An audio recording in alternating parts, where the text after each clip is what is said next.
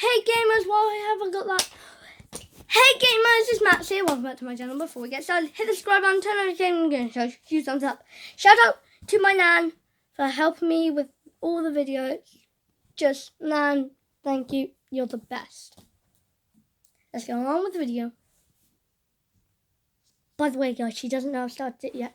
And sorry for this bit hanging. It's just from the last video. And the green hairs and all my Landa. All Nan's hair stuck in it. It's from the last video. Hey gamers, it's Max here. Welcome back to my channel. Before we get started, hit the subscribe button, turn on the notification, give that channel a huge thumbs up. Today, we are reading Bad Dad, Chapter 8. Nanny, that's where you start, and then I've got where you end here.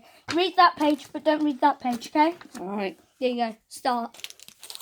In no time at all, Frank was speeding down the staircase and pretending he was a real-life racing driver.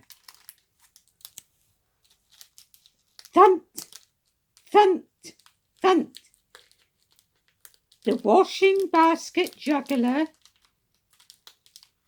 as it hit each step. Frank had to hold on tight or he might be thrown out. Whoosh! I dropped one. Just as in a banger race, there was plenty of things to bash into.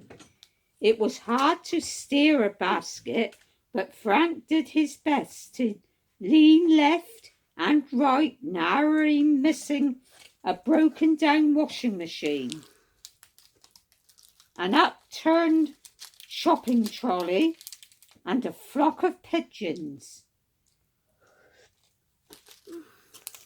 A TV that had been kicked in, a delivering driver carrying sack of pizzas, a crate of empty bottles, and a tiny old lady who was being dragged up the stairs by three little dogs.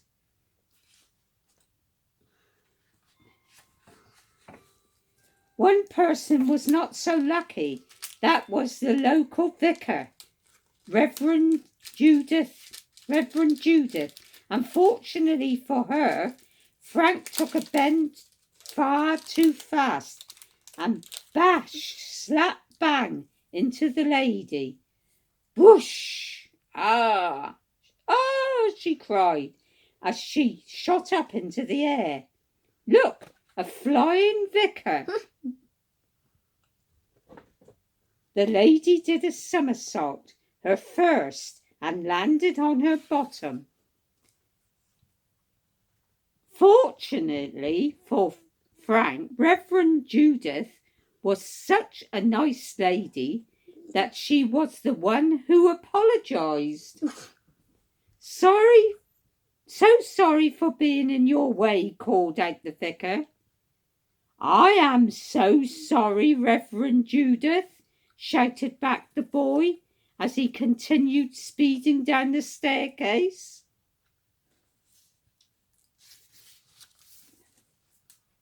I hope to see you at church on Sunday, added the lady, hopefully rubbing her bruised behind.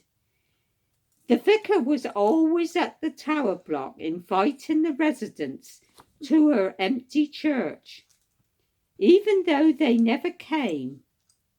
Frank felt sorry for the lady, though. Not sorry enough to get out of bed on a Sunday morning and go. Whoosh! The washing basket rattled down the last few steps and skidded across the concrete. Whiz!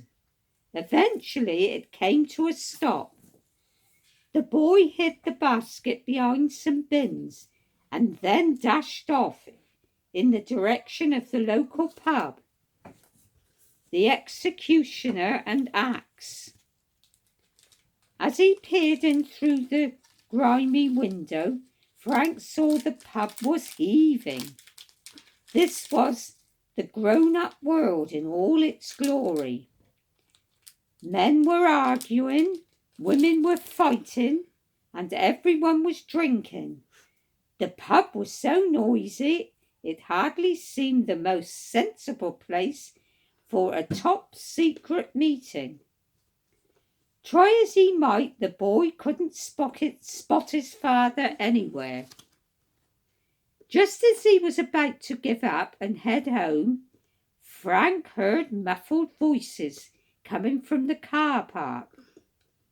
The boy turned round to see some men sitting talking in a white Rolls Royce.